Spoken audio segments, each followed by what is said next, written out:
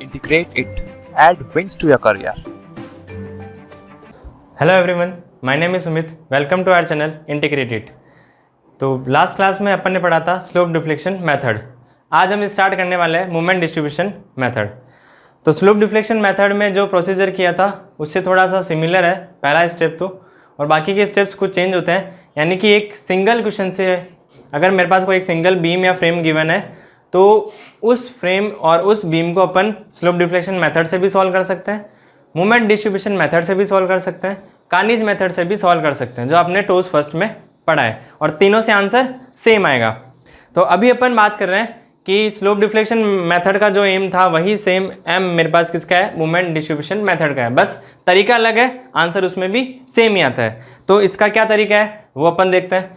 तो moment distribution method का एक क्वेश्चन मैंने लिया है। तो आपको एक कंटिन्यूस बीम गिवन है, इस बीम में मैंने तीनों टाइप की लोडिंग ली है। तीनों टाइप की लोडिंग का मतलब हुआ कि यूडीएल गिवन है, और यहाँ पे सेंटर पे लोडिंग गिवन है, और यहाँ पे सेंटर पे लोडिंग नहीं है, यहाँ पे थोड़ा सा सेंटर से साइड में। तो तीनों के लिए फिक्स्ड एंड मोमेंट कैसे निकालना है, वो जो आपने स्टेप पढ़ा था स्लोप डिफ्लेक्शन मेथड में, वही सेम स्टेप आपको यहाँ पे यूज़ करना है। तो पहला वाला स्टेप क्या हो जाएगा मेरे पास, फिक्स्ड एंड मोमेंट। फॉर्मूला बनाओ एम एफ ए बी। तो मैंने आपको एक चीज़ कही थी कि जब अपन फिक्स्ड एंड मोमेंट बनाते हैं तो उसमें सारे सपोर्ट्स को फिक्स मानते हैं, अलग अलग स्पान बनाना है, जैसे ए बी, बी सी और सी डी, और उसमें सबको अपने को फिक्स मान के फिक्स्ड एंड मोमेंट निकालते हैं। ये इसका अजम्पशंस था स्टेप नंबर फर्स्ट के लिए, ठीक है। तो यहाँ मैं अगर बात करूँ ए बी, तो ए बी मैंने बनाया यहाँ पे। तो ए बी क्या है मेरे पास, यहाँ पे फिक्स है, ये मैंने बनाया, ये मेरे पास यहाँ पे फिक्स है, और यू डी एल है, क्योंकि ये मैंने अज्यूम किया कि इसको भी मुझे फिक्स मानना है, क्योंकि अपन फिक्स्ड एंड मोमेंट निकाल रहे हैं। तो अगर मैं बात करूं कि एम एफ ए बी की, तो फॉर्मूला क्या होगा, minus W L square by 12। तो माइनस डब्ल्यू की वैल्यू कितनी होगी, -2 इंटू लेंथ कितनी है मेरे पास 6, तो 6 का स्क्वायर डिवाइडेड बाई 12। जब अपन इसको सॉल्व करेंगे तो आंसर आएगा -6 किलो न्यूटन मीटर। क्लियर है। माइनस यहाँ क्यों लिखते हैं, यहाँ पे अपन माइनस नहीं लिखते जब अपन एम एफ बी ए की बात करेंगे।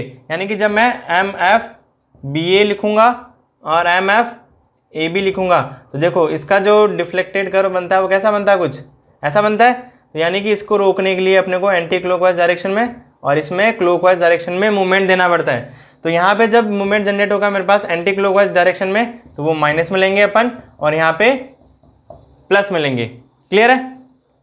और बाकी फॉर्मूला आपको फिक्स्ड एंड का पता होता है। तो ये था मेरे पास W L square by 12 minus में, तो -6 वैल्यू आई, और यहाँ पे वैल्यू आएगी मेरे पास 6 किलो न्यूटन मीटर। अब अगर मैं आगे बात करूँ तो इसमें मुझे यहाँ पे गिवन है एम एफ बी सी के लिए। तो एम एफ बी सी के लिए फॉर्मूला लिखा है minus W A B square upon L square. तो देखो डब्ल्यू की वैल्यू मुझे क्वेश्चन में कितनी गिवन है, 5 गिवन है ना। तो यहाँ लिखा मैंने 5 मल्टीप्लाई बाई, जब मैं इधर से स्टार्ट करता हूँ तो सामने वाली लेंथ का स्क्वायर होता है ना। तो जैसे बी सी मैंने यहाँ बनाया, यह बना लो, इसको भी अपने को फिक्स मानना है ना, इसको भी मैंने फिक्स माना। तो ये लेंथ देखो कितनी है मेरे पास, 3 मीटर है, ये लेंथ है मेरे पास 2 मीटर, और ये कितना है मेरे पास 5 किलो न्यूटन। तो फॉर्मूला बनाओ इसका, क्या बन जाएगा, इसको मैंने बोला है बी और इसको बोल दिया मैंने सी। तो इधर से जाएंगे माइनस में आएगा, माइनस लिखा मैंने ए बी स्क्वायर, ए कितना है 3, तो 3 लिखा मैंने, बी कितना है मेरे पास 2, तो ये हो गया मेरे पास 2 का square divided by total length कितनी हो जाएगी मेरे पास 5 का स्क्वायर। जब आप इसको सॉल्व करोगे तो आंसर आएगा माइनस का 2.4 किलो न्यूटन मीटर। यूनिट लगाना मत भूलना। क्लियर है। उसके बाद में एम एफ सी बी बनाना है, इस डायरेक्शन से जा रहे हैं अपन इधर, तो प्लस में आएगा या माइनस में आएगा, प्लस में आएगा ना। तो मैंने लिखा प्लस में, और जब इधर से जा रहे हैं तो सामने वाली लेंथ कौन सी है, ये ए, तो मैंने इसका स्क्वायर किया B divided by the L square. तो फॉर्मूले में वैल्यू लिख दो, यहाँ लिख देता हूँ मैं ऊपर, आपको दिख जाएगा। तो डब्ल्यू कितना है मेरे पास 5, ए कितना है 3, तो 3 का स्क्वायर, बी कितना है मेरे पास 2 डिवाइडेड बाई टोटल लेंथ कितनी है मेरे पास 5, तो 5 का स्क्वायर। जब आप इसको सॉल्व करोगे तो आंसर आएगा 2.4, इसका आंसर आएगा आपके पास 3.6 किलो न्यूटन मीटर। क्लियर है यहाँ तक, ठीक है। अब मैं बात कर रहा हूँ स्पान नंबर सी डी के लिए, यानी कि जो थर्ड वाला स्पान है। तो मैंने यहाँ पे बनाया सी डी स्पान, इसको अपन रफ कर देते हैं। तो देखो सी डी स्पान में क्या है मेरे पास, लोडिंग जो है वो कहाँ गिवन है, सेंटर में गिवन है। तो जब सेंटर में लोडिंग गिवन होती है तो फॉर्मूला क्या होता है, WL/8। तो यहाँ पे भी सी डी को मुझे सी जॉइंट को मुझे क्या मानना है, फिक्स मानना है, क्योंकि मुझे फिक्स्ड एंड मूवमेंट निकालना है। तो यहाँ पे मैंने लिखा C और यहाँ पे मैंने लिखा D। लोडिंग गिवन है मुझे 8 किलो न्यूटन और डिस्टेंस गिवन है 2.5 मीटर और 2.5 मीटर। तो वो डिस्टेंस दोनों मैंने यहाँ बना दी। क्लियर है। अब यहाँ से देखना, इस डायरेक्शन में जाएंगे माइनस में लेंगे, जब इस डायरेक्शन में जाएंगे तो प्लस में लेंगे। फॉर्मूला मैंने लिखा माइनस का WL/8, तो यहाँ पे क्या हो जाएगा WL/8। वैल्यू लिख दो इसमें, तो माइनस में W कितना है 8 किलो न्यूटन, लेंथ कितनी है 5, टोटल लेंथ लेनी है, ठीक है, डिवाइडेड बाई 8। आंसर कितना आ जाएगा, आंसर लिखो यहाँ पे माइनस का 5 किलो न्यूटन मीटर और इसका कितना आ जाएगा 5 किलो न्यूटन मीटर। तो ये सारे अपन ने फिक्स्ड एंड मूवमेंट निकाले। जो पहला स्टेप जो है अपना स्लोप डिफ्लेक्शन मेथड का सेम ही है। स्टेप नंबर 2 की बात करते हैं अपन, वहां पर क्या था, स्लोप डिफ्लेक्शन इक्वेशन, ध्यान रखना। और यहाँ पे क्या है, डिस्ट्रीब्यूशन फैक्टर। तो डिस्ट्रीब्यूशन फैक्टर के लिए अपन ने क्या किए, जॉइंट बनाए। तो पहला जॉइंट कौन सा है मेरे पास, मैंने कौन सा लिया, बी वाला जॉइंट लिया, दूसरा सी जॉइंट लिया। जैसे मैंने यहाँ लिख दिया बी जॉइंट और सी जॉइंट, ये मेथड आपने पढ़ा ना। तो आप देखो बी जॉइंट से मेरे पास कितने मेंबर कनेक्टेड है, बी ए और बी सी, दिख रहा है। और सी जॉइंट से कितने मेंबर कनेक्टेड है, सी बी और सी डी। क्लियर है। तो जब बाहर वाले एंड फिक्स होते हैं तो मैं सारे एंड्स को फिक्स मानता हूं। किसके लिए, रिलेटिव स्टिफनेस के लिए। ये आपने कैसे पढ़े होंगे, तो एक बार देखो इसको अपन रिवाइज कर लेते हैं कि जब बाहर वाले एंड फिक्स होते हैं तो मैं सारे एंड फिक्स कंसिडर करता हूं। जैसे यहां लिखा मैंने केस नंबर फर्स्ट, मान लो कि जैसे कोई एक ऐसी कंटिन्यूअस बीम गिवन है, ये पॉइंट दे दिया मैंने ए बी सी और डी, तो यहां पे क्या हो जाएंगे, ऑल फिक्स मानने हैं। यानी कि जब ये सारे केसेस किसके लिए बना रहा हूं, तो यहाँ आप हेडिंग डाल लेना रिलेटिव स्टिफनेस के लिए। केस नंबर फर्स्ट कि जब मेरे पास बाहर वाले एंड फिक्स होते हैं तो मैं चारों पॉइंट यानी कि ए बी सी डी को फिक्स मानूंगा। तो जब मेरे पास फार एंड फिक्स होता है तो रिलेटिव स्टिफनेस की वैल्यू कितनी होती है, तो यहाँ देखो रिलेटिव स्टिफनेस जब फार एंड फिक्स होता है तो लेते हैं अपन I/L, और जब फार एंड हिंज होता है तो अपन लेते हैं 3I/4L। ये दोनों फॉर्मूला भी आपको याद करना है। यहाँ लिखा है देखो मैंने रिलेटिव स्टिफनेस, एक होता है मेरे पास स्टिफनेस फैक्टर। तो जब आपने मैट्रिक्स मेथड पढ़ी होगी तो मैट्रिक्स मेथड में आता है स्टिफनेस फैक्टर, तो उसका एक अलग से डेरिवेशन है, तो वो अपने को डेरिवेशन नहीं करना, डायरेक्ट उसकी टर्म्स पूछी जाती है। जब फार एंड फिक्स होता है, हिंज होता है, तो उसकी टेबल अपने को कहाँ से पूछी जाती है, तो वो अपन टेबल इस क्वेश्चन के बाद में करेंगे। तो अभी अपने को सिर्फ ध्यान रखना है कि रिलेटिव स्टिफनेस क्या होता है। तो रिलेटिव स्टिफनेस जब मेरे पास कंडीशन नंबर फर्स्ट गिवन है कि फार एंड फिक्स होता है तो I/L लेना है, और फार एंड हिंज होता है तो 3I/4L लेना है। बट मुझे पता कैसे चलेगा कि कौन सा एंड फिक्स है और कौन सा हिंज है, तो जैसा क्वेश्चन में गिवन है वैसा नहीं मानना है, ये अपने को इसके कुछ केसेस होते हैं उस केसेस के अकॉर्डिंग मानना है। तो केस नंबर फर्स्ट लिया अपन ने, जब बाहर वाले फिक्स हो तो सारे फिक्स मानने। केस नंबर मैंने 2 लिखा, जब मेरे पास बाहर वाले जो सपोर्ट्स है वो हिंज गिवन है, जैसे ये वाला सपोर्ट और ये वाला सपोर्ट, तो मैं इसमें क्या करूंगा, इसको आप यहाँ पे नाम दे दो ए बी सी और डी। तो मैं यहाँ पे क्या मानूंगा कि जो बाहर वाले सपोर्ट है वो तो वैसे के वैसे ही रहेंगे, यानी कि ए और डी क्या काउंट होंगे, हिंज, और बी और सी इसको आपको क्या मानना है, फिक्स मानना है। अब ये फिक्स और हिंज का क्या लफड़ा है वो अपन एक बार देख लेते हैं। तो यहाँ से देखो कि जैसे सपोज मैंने लिखा यहाँ पे बी ए लिखा है, बी ए का मीनिंग हुआ, पहले अपन इसके लिए देख लेते हैं। तो यहाँ से जब मैंने लिखा बी ए, तो बी ए का मीनिंग हुआ कि जब मैं बी ए पॉइंट की बात कर रहा हूँ तो बी पॉइंट पे तो खड़ा हूँ और मैं देख किसको रहा हूँ, ए पॉइंट को। अब ये बी ए क्या है, बी ए मेरे पास मेंबर है, तो क्योंकि मेंबर की अपने को रिलेटिव स्टिफनेस बतानी है, तो जैसे मैंने बी ए मेंबर लिया तो इसका मीनिंग हुआ कि मैं बी पे खड़ा हूँ और ए पॉइंट को देख रहा हूँ। तो ए पॉइंट को देख रहा हूँ तो वो यहाँ पे अपने को देखना है कि जब मैं बी पे खड़ा हूँ और ए पॉइंट को देख रहा हूँ तो सारे फिक्स है, तो ए क्या काउंट होगा, फिक्स काउंट होगा। तो अब इस वाले स्पान के लिए आई जितना गिवन है और लेंथ जितनी गिवन है तो फिक्स काउंट है, तो I/L कर दो, यानी कि जितना उसका आई है और जितनी उसकी लेंथ है डिवाइड कर दो, तो इस वाले मेंबर के लिए आपको रिलेटिव स्टिफनेस मिल जाएगी। समझ में आ रहा होगा।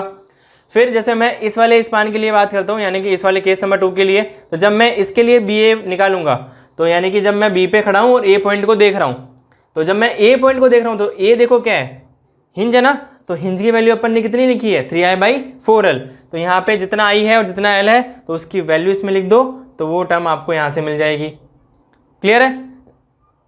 जैसे मैंने यहाँ से देखा बी से लेके सी तक, देखो यहाँ लिख लेते अपन बी सी, यानी कि मैं बी पे खड़ा हूँ और सी को देख रहा हूँ। तो जब मैंने बी सी लिखा है यानी कि बी पे खड़ा हूँ और मैं सी जॉइंट को देख रहा हूँ, तो जब मैं यहाँ से सी जॉइंट को देखूंगा तो सी देखो मैंने क्या लिखा है, फिक्स लिखा ना, तो फिक्स यानी कि बी सी स्पान के लिए फार एंड फिक्स का काम करेगा और फॉर्मूला क्या होगा I/L, यानी कि बी सी स्पान के लिए। ये तो चलो उस वाले क्वेश्चन के लिए, अगर मैं इस वाले क्वेश्चन की बात करा तो बी सी स्पान के यानी कि मेरे पास बी सी मेंबर के लिए जो रिलेटिव स्टिफनेस की वैल्यू होती वो क्या होती, ये वाला पॉइंट कौन सा हुआ, फिक्स हुआ, तो क्या होती I/L होती। वैसे ही आप सी बी का और सी डी का बना सकते हो, जैसे मैंने यहाँ लिखा, देखो मैंने लिखा सी बी, इस वाले की बात कर रहा हूँ क्योंकि इसमें तो फिक्स है तो सब में I/L लेना, इसमें तो कोई टेंशन है नहीं। जब मैं इसमें बात कर रहा हूँ, जब मैं सी जॉइंट पे खड़ा हूँ, तो सी जॉइंट पे खड़ा हूँ तो मैं किसको देख रहा हूँ, बी को देख रहा हूँ, तो मैं सी पे खड़ा हूँ और बी को देख रहा हूँ, बी क्या है मेरे पास फिक्स है, तो इसके लिए क्या होगा I/L होगा। क्लियर? जब मैं सी पे खड़ा हूँ और डी को देख रहा हूँ, यानी कि मैं यहाँ पे लिखूंगा सी डी मेंबर की बात करूंगा, जब मैं सी पे खड़ा हूँ और डी को देख रहा हूँ, तो डी को देख रहा हूँ तो डी क्या है मेरे पास हिंज का काम कर रहा है, तो फॉर्मूला क्या बन जाएगा 3i/4l। तो आपको ये पता चल गया कि कौन से मेंबर की रिलेटिव स्टिफनेस कैसे निकालनी है। तो ये केसेस आपको दोनों ध्यान में रखने हैं। एक केसेस मेरे पास और बनता है, कुछ प्रॉप्ड कैंटिलीवर बीम में बनता है, तो उसमें थोड़ा सा देख लेते हैं अपन कि उस वाले केसेस में अपन इसको कैसे सॉल्व करेंगे। तो यहाँ ध्यान दो कि जैसे मान लो मैंने यहाँ लिखा केस नंबर 3, तो जैसे मैंने यहाँ पे कोई एक बीम बनाई है, यहाँ लिखा मैंने ए बी और सी। तो जब मैं बात करूँगा इस वाले बीम के लिए, तो यहाँ देखो ये वाला हिंज काउंट होगा और हिंज के इधर पास वाला यानी कि अंदर के साइड में जाएंगे तो ये फिक्स काउंट होगा। तो अगर मैं यहाँ लिखूँ कि ए और बी, इसको आपको क्या लेना है, फिक्स लेना है, और सी क्या काउंट होगा, हिंज काउंट होगा। मतलब अगर मैं बोलूँ कि आपको बी ए मेंबर और बी सी मेंबर इसकी बतानी मुझे रिलेटिव स्टिफनेस, तो क्या बोलूँगा, मैं बी पे खड़ा हूँ और ए को देख रहा हूँ, ए क्या मेरे पास फिक्स है, तो I/L आएगा। कौन से मेंबर के लिए, बी ए मेंबर के लिए। और अगर मैं बात करूँ बी सी की, तो बी पे खड़ा हूँ और सी को देख रहा हूँ, तो सी क्या मेरे पास हिंज है, तो सी बी सी मेंबर के लिए क्या आएगा मेरे पास 3i/4l आएगा। तो यहाँ लिख देना आप 3i/4l और इसका लिख देना आप I/L। तो ये सारी चीज़ें क्या है, रिलेटिव स्टिफनेस है। तो अब यहाँ से क्वेश्चन क्या बनेगा, क्या मुझे एग्जाम में इतना बड़ा क्वेश्चन करना है, नहीं करना। आपको एग्जाम में क्या देगा, जैसे आपको एक बीम बना दी कि जैसे आपके पास ये वाली बीम दे दी या कोई एक ऐसी फ्रेम दे दी, तो उस फ्रेम में पूछेगा कि आप उसका टोटल रिलेटिव स्टिफनेस निकालो, या फिर इस पॉइंट इस जॉइंट के अबाउट आप उसकी रिलेटिव स्टिफनेस निकालो। तो जो जिस जॉइंट के अबाउट आपको पूछा ना, तो उस जॉइंट से जितने मेंबर कनेक्टेड है उन सारे मेंबर्स की आप रिलेटिव स्टिफनेस निकालना, और अगर उनका सम पूछा तो आप उनका सम बता देना। क्लियर है? तो ये केसेस आपको नोट करने हैं। इसके बाद में अब अपन बात कर रहे हैं कि रिलेटिव स्टिफनेस अपने इस वाले क्वेश्चन में किसकी कितनी होगी। तो देखो ये वाला केस अपने को क्वेश्चन में कौन सा गिवन है, फर्स्ट केस गिवन है ना। तो फर्स्ट केस में क्या था अपने पास, जब बाहर वाले एंड फिक्स होते हैं तो अपन क्या मानते हैं, सारे एंड्स को फिक्स मानते हैं। ठीक है, तो सारे एंड को फिक्स मानेंगे यानी कि सबकी क्या होगी, I/L होगी। मैं B A B C C B और सी डी सबकी क्या आएगी, I/L होगी। अब जिसका जितना आई है और जितनी एल है वो वैल्यू आप यहाँ पे लिखते जाओ। तो देखो बी ए की बात कर रहा हूँ यानी कि I/L कितना हो जाएगा, I/6। दूसरा यहाँ देखो I/L, तो I कितना है इसका है मेरे पास 2i और L कितना है 5। यहाँ देखो सी बी की सेम ही चीज आएगा 2i/5। सी डी की बात करूंगा सी डी क्या हो जाएगा मेरे पास I/5। लेंथ किसकी इसकी लेंथ कितनी है 5 मीटर, इसकी भी 5 मीटर और इसकी 6 मीटर। तो लेंथ मैंने यहाँ पे बता दी। तो I/L से अपन ने रिलेटिव स्टिफनेस निकाली है। तो सबसे पहले आपको यहाँ से पहला क्वेश्चन अपना ये बनेगा, अगर ऑब्जेक्टिव में पूछा जाता है तो क्वेश्चन क्या बनेगा कि आपको रिलेटिव स्टिफनेस निकालना आना चाहिए। तो वो तीनों केसेस आपको याद होने चाहिए, और जिस जॉइंट के अबाउट पूछा है तो वो जॉइंट के अबाउट टोटल बता दो, अगर किसी पर्टिकुलर मेंबर में पूछी है तो पर्टिकुलर मेंबर में बता दो। तो इस टेबल से आपके पास ये क्वेश्चन पहला बनेगा। दूसरा क्वेश्चन क्या बनेगा, चलो पहले इसका चलो अपन सम बता देते हैं। तो I/6 + 2i/5 करेंगे तो टोटल इनका जो सम होगा वो होगा 17/30 और इन दोनों का जो सम आएगा 2i/5 और i/5, इसका आएगा 3i/5, 3i/5। चलो यहाँ तो मैंने इन दोनों का सम बता दिया कि ये इन दोनों का सम है और इस जॉइंट पे ये जो दोनों मेंबर्स की रिलेटिव स्टिफनेस आ रही है ये इसका सम है। अब बात करें अपन डिस्ट्रीब्यूशन फैक्टर की, तो ये जो डिस्ट्रीब्यूशन फैक्टर है, तो डिस्ट्रीब्यूशन फैक्टर का फॉर्मूला अपने को एग्जाम में पूछा जा सकता है। डिस्ट्रीब्यूशन फैक्टर का क्या चीज़ है कि ये जो अपने पास रिलेटिव स्टिफनेस आई है, अब इस स्टिफनेस को अपने को इस पर्टिकुलर मेंबर में डिस्ट्रीब्यूट करना है। तो डिस्ट्रीब्यूशन फैक्टर का जो फॉर्मूला बनेगा अपने पास क्या बनता है कि रिलेटिव स्टिफनेस जो अपन ने निकाली डिवाइडेड बाई सम। अब ये पर्टिकुलर जॉइंट के लिए फॉर्मूला, ठीक है। कैसे? जैसे मैं अगर यहाँ की बात करूँ कि इस वाले मेंबर की डिस्ट्रीब्यूशन फैक्टर कितना आएगा, तो मैं क्या लिखूंगा i/6 divided by sum. Total sum इसका कितना आया 17i/30। सॉल्व करूंगा आंसर आ जाएगा। क्लियर है? जो आंसर आएगा वो आपको यहाँ लिखना है। तो इसको डिवाइड करने के बाद जो मेरे पास आंसर आया वो आया 5/17। ठीक है। अब मैं बात करता हूँ इस वाले मेंबर के लिए, इसको यहाँ से हटा दो। जब मैं इस वाले मेंबर के लिए बात करूंगा BC मेंबर के लिए, तो क्या बन जाएगा मेरे पास 2i/5 divided by total sum. Total सम कितना है 17i/30। जब आप इसको सॉल्व करोगे तो आंसर बनेगा 12/17। सेम काम यहाँ पे करना है, तो आपके आंसर आएंगे 2/3 और 1/3। क्लियर है? तो ये आए आपके पास डिस्ट्रीब्यूशन फैक्टर। तो आपको एग्जाम में ये पूछा जा सकता है कि इसका रिलेटिव स्टिफनेस बताओ पर्टिकुलर मेंबर का या पर्टिकुलर जॉइंट का, या फिर आपको एग्जाम में पूछा जा सकता है कि डिस्ट्रीब्यूशन फैक्टर का क्या फॉर्मूला होता है, या फिर डिस्ट्रीब्यूशन फैक्टर उस पर्टिकुलर जॉइंट और पर्टिकुलर मेंबर पे निकाल के बताओ। क्लियर है? तो इस स्टेप नंबर 2 से यहाँ से क्वेश्चन बनेगा। पहला क्वेश्चन कहाँ से बनेगा, जो अपने पास स्लोप डिफ्लेक्शन मेथड में था, तो फॉर्मूला बेसिस यहाँ से कोई क्वेश्चन बन सकता है। क्वेश्चन नंबर 2 कहाँ से बनेगा, ऑब्जेक्टिव रिलेटिव स्टिफनेस और डिस्ट्रीब्यूशन फैक्टर। तो ये इतना बड़ा क्वेश्चन कराने का मीनिंग यही है कि आपको पूरा रिकॉल हो जाए कि मैं किस प्रोसीजर से चलता हूँ। अगर मैं डायरेक्ट एक टेबल बना के लिखता तो शायद आपको समझ में नहीं आता। मैंने ये प्रोसीजर से किया कंप्लीट, तो आपको समझ में आएगा कि हाँ ये मैंने ऐसा कुछ क्वेश्चन में किया था, तो वही डाटा आपको यहाँ पे काम में लेना है। तो ये आ गया मेरे पास स्टेप नंबर 2। अब मैं बात कर रहा हूँ स्टेप नंबर 3 की। तो स्टेप नंबर 3 में देखो मैंने क्या लिखा है, मोमेंट डिस्ट्रीब्यूशन। वहाँ पे जब मैं स्लोप डिफ्लेक्शन की बात कर रहा था तो वहाँ पे स्टेप नंबर 3 क्या था, पहला था फिक्स्ड एंड मोमेंट, दूसरा था स्लोप डिफ्लेक्शन इक्वेशन, थर्ड था इक्विलिब्रियम इक्वेशन और फोर्थ था फाइनल मोमेंट्स। क्लियर है? उसके स्टेप्स भी आपको याद रखना है और इसके स्टेप्स भी आपको याद रखना है। तो इसमें पहला क्या है फिक्स्ड एंड मोमेंट, सेकंड क्या है डिस्ट्रीब्यूशन फैक्टर, थर्ड क्या है ये जो मेरे पास डिस्ट्रीब्यूशन फैक्टर आया उसको यूज करके मूवमेंट को डिस्ट्रीब्यूट करना है सब जगह। ठीक है, और इसी से अपने को डायरेक्ट फाइनल मूवमेंट्स मिलेगा। क्लियर है? तो यहां से देखते हैं अपन एक ऐसे कुछ टेबल बनाते हैं। अब यहां से क्या क्वेश्चन बनेगा वो अपन बाद में बात करते हैं, पहले अपन इस टेबल पे बात कर रहे हैं। तो जैसे मैंने A B C D चारों जॉइंट्स बनाए, B जॉइंट पे 2 मेंबर कनेक्टेड है, C जॉइंट पे 2 मेंबर कनेक्टेड है। अगर 3 होते तो अपन 3 बना लेते हैं। ठीक है, ये यहाँ पे अपन कौन सी वैल्यू लिखते हैं, ये सारी वैल्यू कौन सी है, ये सारी है फिक्स्ड एंड मोमेंट की।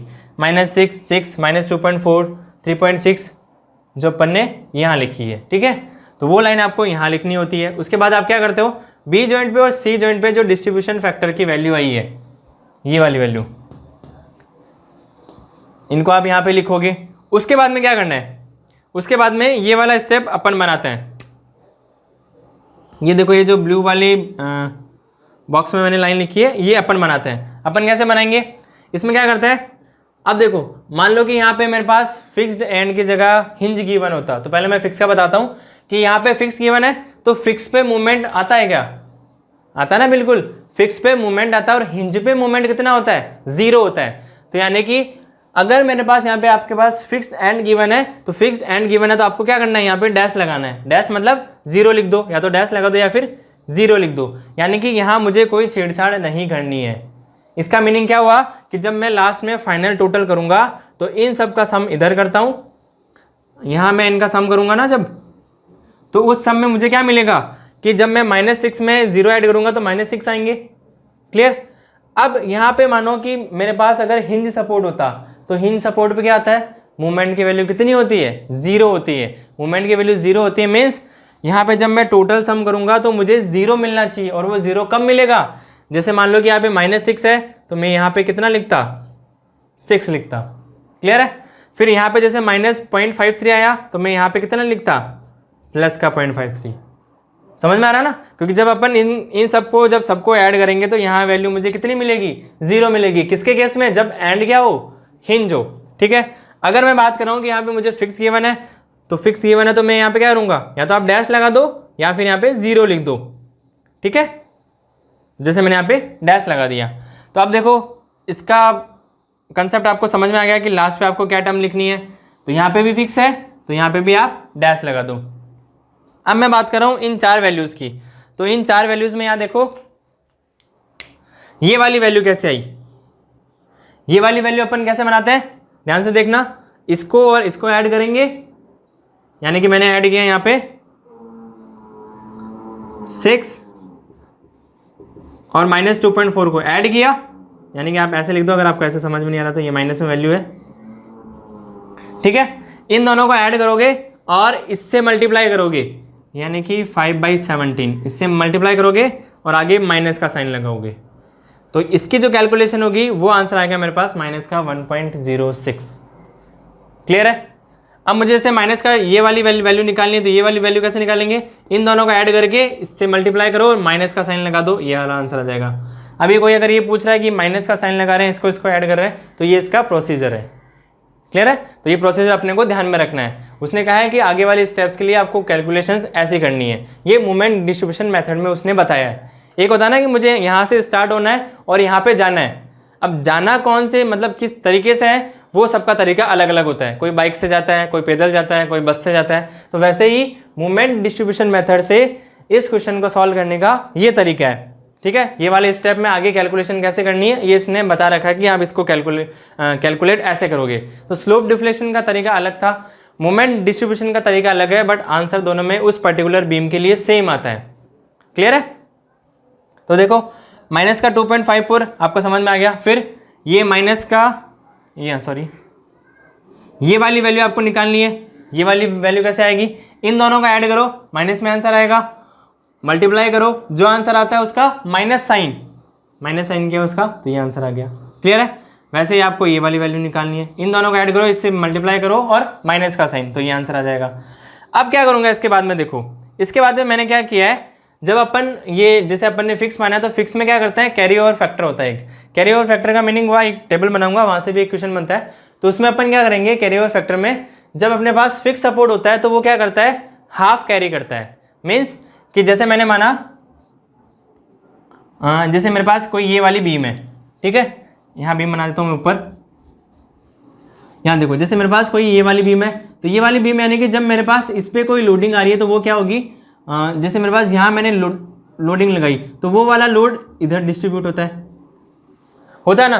यानी कि मेरा कहने का मीनिंग है कि जैसे अपने पास बीम के टाइप्स होते हैं, तो पहला वाला हो गया जैसे मेरे पास ये कोई कैंटिलीवर बीम होगी, तो मैं यहाँ लोड लगाऊंगा तो ये वाला लोड इधर ट्रांसफर होगा। तो ये जो लोड ट्रांसफर वाला जो प्रोसीजर होता है उसको अपन कहते हैं कैरी ओवर फैक्टर। तो कैरी ओवर फैक्टर की मैं अगर यहाँ पे बात करूँ, किसकी, कैरी ओवर फैक्टर, तो कैरी ओवर फैक्टर का मीनिंग हुआ कि यहाँ पे हाफ मुझे इधर ट्रांसफर करना है और इसका हाफ इधर ट्रांसफर करना है। तो यहाँ वैल्यू कितनी है, 0 है, तो 0 का हाफ 0 ही आएगा, यानी कि डैश मैंने लिख दिया और इसका हाफ मैंने यहाँ लिख दिया। फिर इन दोनों का हाफ इधर ट्रांसफर कर दो और इन दोनों का हाफ इधर ट्रांसफर कर दो। ठीक है। अभी आपके पास ये वाली लाइन बन गई। अब इसके बाद में क्या करोगे, सेम प्रोसीजर मतलब जैसे मैं यहाँ पे एक वैल्यू बना देता हूँ, तो यानी कि मुझे यहाँ पे फिक्स्ड एंड है तो यहाँ पे मोमेंट चाहिए, तो यहाँ पे डैश लगा दो, यहाँ पे भी डैश लगा दो।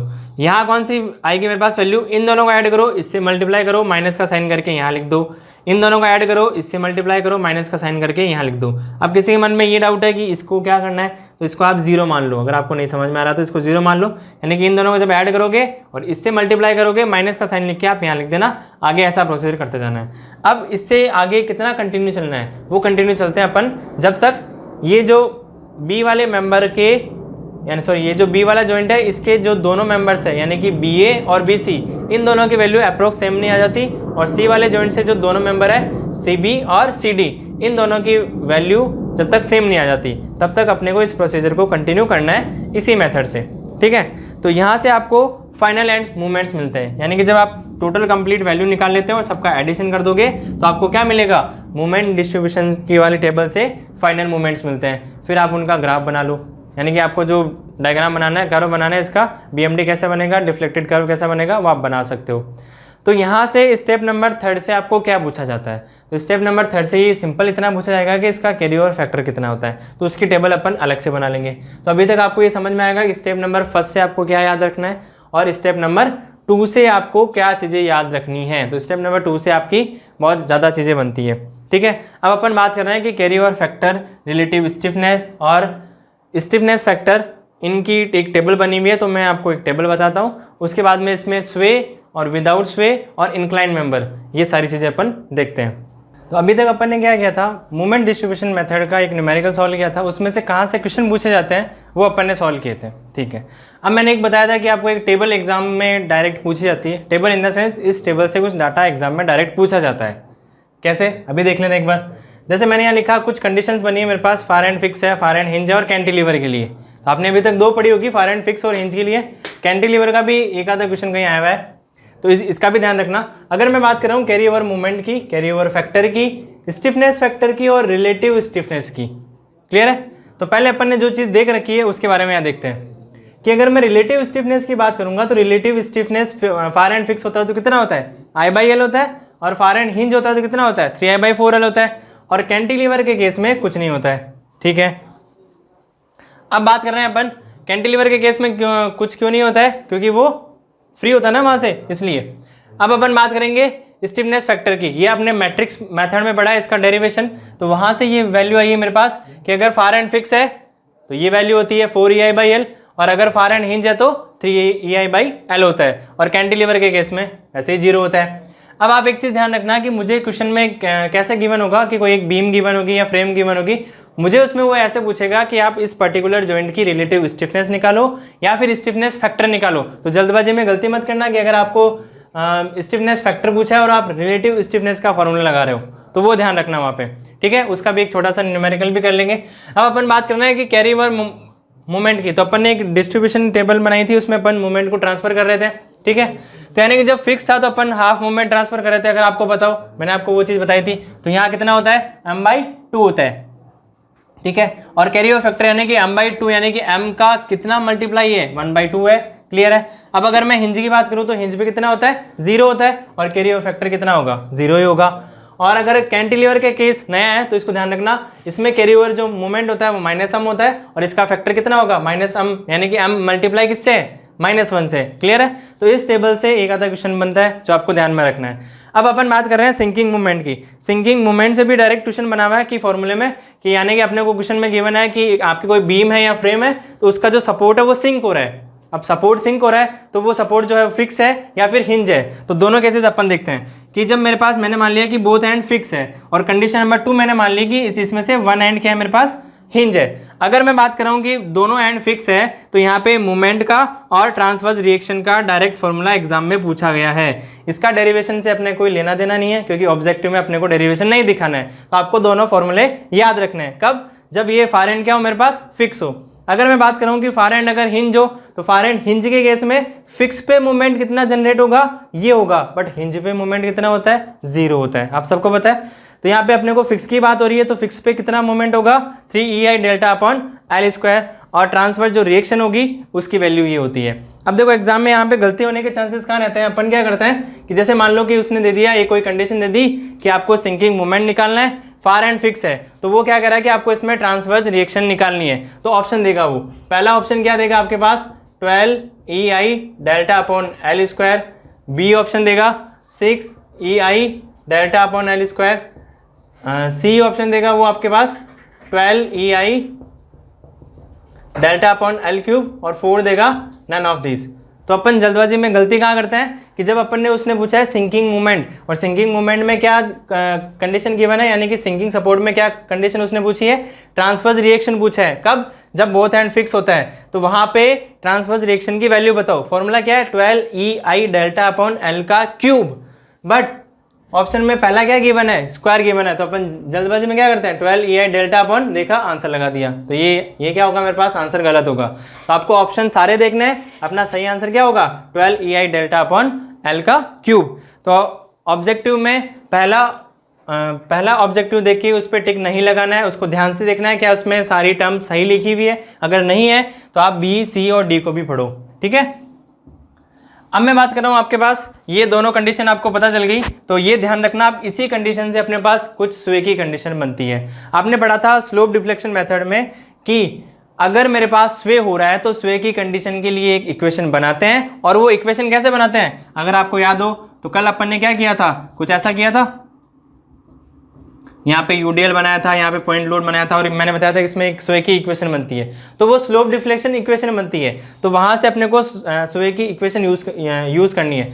तो उसमें मैंने पहले ये बताया था कि उसमें कुछ स्वे की कुछ कंडीशंस होती है, कब, जब दोनों एंड्स मेरे पास बराबर नहीं है, या हॉरिजॉन्टल लोड लग रहा है, या फिर दोनों का आई अलग अलग है, ठीक है। तो इस कंडीशन में अपने पास स्वे वाली कंडीशंस आती है, वो सारी कंडीशन मैंने वहाँ बताई थी, तो आप उस वीडियो में देख सकते हो।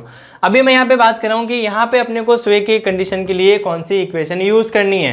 तो स्लोप डिफ्लेक्शन में अलग थी जो अपन ने यहाँ से बनाई थी, बट मोमेंट डिस्ट्रीब्यूशन मेथड में क्या करेंगे अपन, कुछ केसेस बनाते हैं, जैसे मैंने 3 केसेस बनाए। कौन कौन से केसेस बनाए, पहला केस मैंने बनाया कि जब दोनों एंड हिंज हो, दूसरा केस बनाया कि मैंने जब दोनों एंड क्या हो, फिक्स हो, और तीसरा केस मैंने बनाया कि एक एंड मेरे पास फिक्स है और दूसरा वाला हिंज है। तो इस कंडीशन में अपने को मूवमेंट की इक्वेशन बनानी है। तो इसने क्या किया, पर्टिकुलर जॉइंट को पकड़ के मूवमेंट का रेशियो निकाल लिया। अब मूवमेंट का रेशियो निकालने के लिए मुझे मूवमेंट का फॉर्मूला पता होना चाहिए, वो मैंने आपके सामने यहाँ पे लिखा है कि अगर जब मेरे पास फार एंड फिक्स होता है तो अपन कौन सा लेते हैं movement, 6 EI delta upon L square. जब अपने पास फार एंड हिंज होता है तो अपन मोमेंट कौन सा लेते हैं, 3 EI delta upon L square. मैं इस पे मोमेंट की बात नहीं कर रहा, जब आपको बोलेगा ना वो फार एंड मेरे पास हिंज है, तो फार एंड हिंज है बट फिक्स पे कितना मोमेंट आ रहा है वो अपने को निकालना है। जैसे मान लो कि जैसे मेरे पास, मैंने ये कंडीशन ली कि मेरे पास दोनों एंड क्या है, हिंज है, तो मैं इस पे मोमेंट बताऊंगा तो 0 आएगा, बट इस पे मोमेंट कितना होगा, क्योंकि इसका फार एंड क्या है, हिंज है मेरे पास। जब फार एंड हिंज होता है तो यानी कि बीए मेंबर में कितना मूवमेंट जनरेट होगा, 3 EI delta upon L square. तो 3 इसका कितना है मेरे पास, I1 है, तो 3 EI1 डेल्टा अपॉन लेंथ कितनी है इसकी, L1 है, तो L1 का स्क्वायर। अब देखो सी वाले पॉइंट से बात कर रहे हैं, तो CD में क्या बन जाएगा, फार एंड क्या दिख रहा है मेरे पास, हिंज दिख रहा है, तो देखो फार एंड हिंज होता है तो उस जॉइंट पे कितना मूवमेंट आता है, 3 EI delta upon L square. वही फॉर्मूला मैंने इसके लिए लिखा है, तो 3I2 लिख दो यहाँ पे, डेल्टा अपॉन L2 का स्क्वायर, दोनों का रेशियो ले लो, कुछ ऐसा बन जाएगा। तो MCD को इससे मल्टीप्लाई कर दो, यानी कि जब MBA और MCD की जो इक्वेशंस बनती है तो वहाँ पे इसको सॉल्व करके आप इसमें से जो अननोन होगा वो आप कैलकुलेट कर सकते हो। सेकंड केस मेरे पास क्या आता है, बोथ एंड फिक्स का आ रहा है, ये दोनों एंड मैंने क्या कर दिए, फिक्स कर दिए। जब मैं फिक्स करूंगा तो दोनों जगह फॉर्मूला क्या लगेगा, यही लगेगा, और इन दोनों का जब मैं रेशियो लूंगा तो 6 से 6 कट जाएगा, I1 L1 और I2 और L2, और इन दोनों का मुझे रेशियो मिल जाएगा। यानी कि कंडीशन इसमें भी सेम ही होती है। मेरा कहने का मतलब है कि या तो आप दोनों हिंज ले लो या दोनों आप फिक्स ले लो, तो उसमें मोमेंट का रेशियो आपको सेम ही मिलता है। क्लियर है। अब बात आती है अपने पास एक एंड फिक्स है और एक एंड हिंज है। तो अब जैसे मैंने इस केस में ये वाला फिक्स माना है और ये वाला हिंज माना है, तो आपके हो सकता है क्वेश्चन में ये वाला हिंज गिवन हो और ये वाला फिक्स गिवन हो, तो वो उसके अकॉर्डिंग ये वाला फॉर्मूला चेंज हो जाएगा, ध्यान रखना, ठीक है। तो जैसे मैंने ये वाला फिक्स माना है, तो फिक्स माना है तो फॉर्मूला क्या होगा, यहाँ पे इस वाले के फिक्स के लिए कितना होगा, 6 EI डेल्टा अपॉन L का स्क्वायर, और जब यहाँ पे मेरे पास हिंज है तो हिंज के लिए कितना होगा, 3 EI delta upon L square. तो जब मैं इनका रेशियो लूंगा तो रेशियो मुझे कुछ ऐसा मिलेगा, क्योंकि ऊपर 6 था और नीचे 3 था ना, तो यहाँ से मुझे 2 मिल जाएगा, तो रेशियो आपको कुछ ऐसा मिलता है। तो ये थी मेरे पास स्वे की कंडीशन। स्लोप डिफ्लेक्शन में अपन ने कुछ एक अलग इक्वेशन बना के की थी, और यहाँ पे कुछ स्वे की कंडीशन मूवमेंट डिस्ट्रीब्यूशन में यहाँ से पूछी जाती है। तो ये यहाँ से सारे ऑब्जेक्टिव बनते हैं।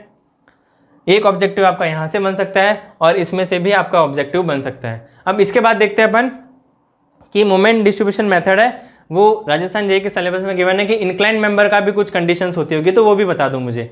तो मोमेंट डिस्ट्रीब्यूशन इंक्लाइन मेंबर के लिए अपने पास ऐसे कुछ फॉर्मूलाज बनते हैं। कंडीशन अपने को यही यूज करनी है कि फार एंड फिक्स है या हिंज है, तो इसी फॉर्मूले से इंक्लाइन मेंबर के लिए क्या रेशियो आता है वो चीज़ अपन देखते हैं।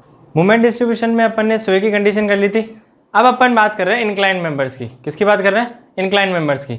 तो इंक्लाइन मेंबर्स में कैसे कंडीशंस चेंज होती है, यानी कि कैसे इक्वेशंस बनती है एक्स्ट्रा। तो इंक्लाइन मेंबर में क्या गिवन है, जैसे मैं मान लो मेरे पास, मैंने पहली कंडीशन ली है बोथ एंड हिंज की, दूसरी कंडीशन ली है बोथ एंड फिक्स की, तीसरी वही वापस सेम कंडीशन ली है one and fix and other and hinge. जैसा स्वयं में था ना वैसे सेम अपन ने यहाँ पे लिया है। तो यहाँ से देखो पहला केस मेरे पास बनता है कि जब दोनों एंड हिंज हो, जब दोनों एंड मेरे पास हिंज बन रहे हैं तो मैंने इन दोनों को इंक्लाइन बना दिया और ये दोनों हिंज बना दिए। तो देखना कि जब भी अपने पास मेंबर कनेक्टेड है और ऐसा गिवन है तो इसको फिक्स बोलेंगे, और फिक्स में भी अगर अंदर एक गोला बना हुआ है तो ये हिंज काउंट होता है। ठीक है, ध्यान रखना इसको। ऐसा नहीं है कि मुझे तो ऐसा क्वेश्चन में गिवन ही नहीं है तो मैं इसको तो फिक्स ही मानूंगा, ये हिंज है क्योंकि यहाँ पे एक पिन गिवन है, तो फिक्स में हिंज को अपन ऐसे भी डिनोट कर सकते हैं। क्लियर है, तो इसमें कंफ्यूज मत होना। अब अपन बात करते हैं कि जैसे दोनों पॉइंट पे मैंने हिंज दे दिए, ए पॉइंट पे और डी पॉइंट पे हिंज दे दिए, इसकी I1 और L1 हो गई और इसका हो गया मेरे पास I2 और L2, इसका I गिवन है और इसका लेंथ L गिवन है। तो यानी कि तीनों मेंबर की I और L की वैल्यू मेरे पास अलग अलग गिवन है। ओके, अब अगर मैं हॉरिजॉन्टल फोर्स लगाऊंगा इस पे तो इसमें देखो डिफ्लेक्शन क्या होगा, ये मेरे पास हिंज गिवन है तो यहाँ से डायरेक्ट डिफ्लेक्ट होना स्टार्ट करेगी, और ये वाला क्या होगा मेरे पास, इससे भी डायरेक्ट डिफ्लेक्ट होना स्टार्ट करेगा। बट ये कुछ मेंबर ऐसा है मेरे पास, तो जब हॉरिजॉन्टल फोर्स लगेगा तो ये थोड़ा सा ऊपर चला जाएगा और बीच में से इधर से ये वाली बीम बैंड हो जाएगी, तो इसका डिफ्लेक्शन कर्व कुछ इस फॉर्म में बनेगा।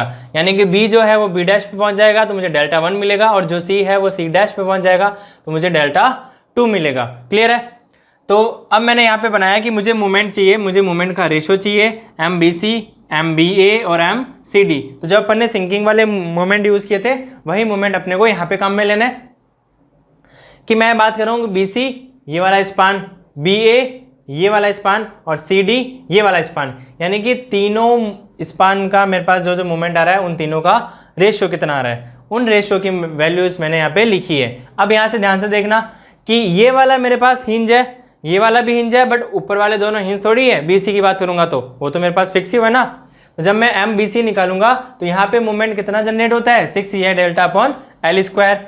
और BA और CD देखो, BA यानी कि B पे खड़ा हूँ, A को देख रहा हूँ, हिंज है।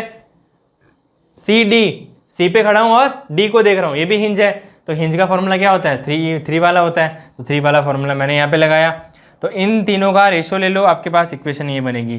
तो आप इन तीनों में से दो टर्म यूज करके इक्वेशंस बना सकते हो और इस क्वेश्चन को सॉल्व कर सकते हो। अब मेरे पास यहाँ पे दो क्यों बनी, क्योंकि यहाँ मेरे पास एक डेल्टा अलग आ रहा है। ठीक है, तो यानी कि 3 इक्वेशन है तो आप 3 रेशियो आप यूज कर सकते हो। कैसे कि MBC डिवाइडेड बाई MBA, एक इक्वेशन आपके पास यहाँ से बन जाएगी। दूसरा MBA डिवाइडेड बाई MCD, एक इक्वेशन आपके पास यहाँ से बन जाएगी। और तीसरी MBC डिवाइडेड बाई MCD। क्यों, क्योंकि आपको डेल्टा भी कितने मिल रहे हैं, 3 मिल रहे हैं ना, इसका डेल्टा 1, इसका डेल्टा 2, तो अननोन 3 है। तो तीनों की इक्वेशन आपको इन तीनों के ऐसे रेशियो करने से मिल जाएगी, तो 3 इक्वेशन मिल जाएगी, तो आप उसको सॉल्व कर सकते हो इजीली। अब मैं बात कर रहा हूँ कि बोथ एंड फिक्स है मेरे पास। जब दोनों एंड फिक्स होते हैं तो ये भी फिक्स बना दिया, ये भी फिक्स बना दिया, तो फॉर्मूला सब में फिक्स वाला लगेगा। फिक्स वाला फॉर्मूला क्या होता है आप सबको पता है। उन दिनों का अगर मैं रेशियो लूंगा तो वो सारी टर्म्स कट जाएगी, तो मेरे पास आंसर ये बच जाएगा। अब बात कर रहा हूँ मैं वन एंड फिक्स है और अदर हिंज है। जैसे मैंने ये वाला फिक्स मान लिया और ये वाला हिंज मान लिया, तो फिक्स की लेंथ है L1 और हिंज वाली लेंथ है L2। ठीक है, और इसकी लेंथ है L और I1, इसका I2 और इसका I। वैसे ही सेम लिख लो, ये मेरे पास है I1, इसका है मेरे पास I2 और इसका है सिंपल I।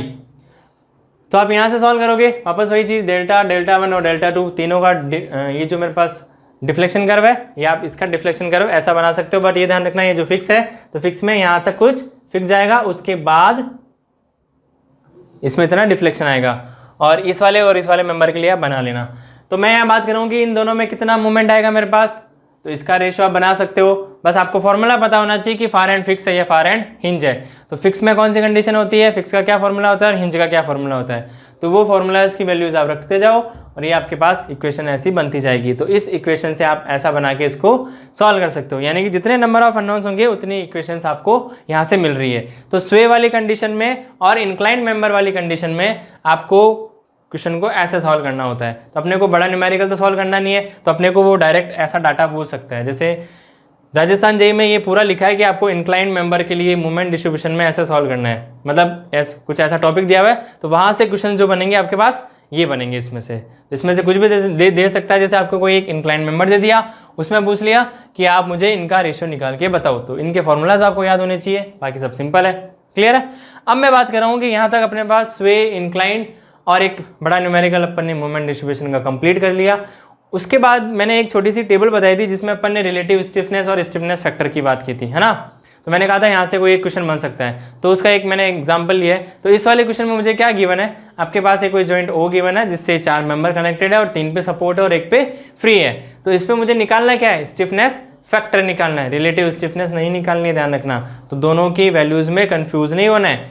मुझे यहाँ पे बोला उसने स्टिफनेस फैक्टर निकालना है, तो स्टिफनेस फैक्टर किस पॉइंट पे निकालना है, ओपी निकालना है। तो उससे जितने भी मेंबर गिवन है उन सबका स्टिफनेस फैक्टर ऐड कर दो, जैसे ए बी सी और डी। तो चारों का स्टिफनेस फैक्टर जो जो आएगा वो मैंने ऐड कर दिया। वैल्यूज अभी लिख लेते हैं यहाँ पे, कितनी वैल्यू आएगी। तो बताओ इसका क्या आंसर आएगा। स्टिफनेस फैक्टर कहाँ पे निकालना है मुझे, ओपी निकालना है। जब फार एंड फिक्स होता है तो स्टिफनेस फैक्टर कितना होता है, बताओ कितना होता है, 4EI/L। पहले ए वाला पॉइंट लिया तो ए वाला पॉइंट के लिए फिक्स है ना, तो कितना हो जाएगा 4EI/L प्लस बी वाले पॉइंट पे देखो, बी क्या है मेरे पास, हिंज है ना। तो हिंज पे जब फार एंड फिक्स होता है तो स्टिफनेस फैक्टर की वैल्यू कितनी होती है, 3EI/L प्लस। अब मैं बात कर रहा हूँ सी वाले पॉइंट की। सी वाला पॉइंट कौन सा है, ये देखो फिक्स है ना। तो फॉर्मूला क्या बन जाएगा मेरे पास, 4EI/L। अब मैं बात कर रहा हूँ डी वाले पॉइंट पे। तो डी वाला पॉइंट क्या है, कुछ भी नहीं है, मतलब एक एज ए कैंटिलीवर काम कर रहा है ना। तो कैंटिलीवर का जो फार एंड अगर मेरे पास फ्री होता है तो उस पर कितना होता है स्टिफनेस फैक्टर, 0 होता है। इन सबको ऐड कर दो, आंसर आ जाएगा। समझ में आया यहाँ तक। तो आपको स्टिफनेस फैक्टर और रिलेटिव स्टिफनेस में कंफ्यूज नहीं होना है। और इंक्लाइन मेंबर से कितने सारे क्वेश्चंस बन सकते हैं वो मैंने आपके पास यहाँ पे लिखे हैं। Thank you for watching the video. Please like, share and subscribe the channel Integrated.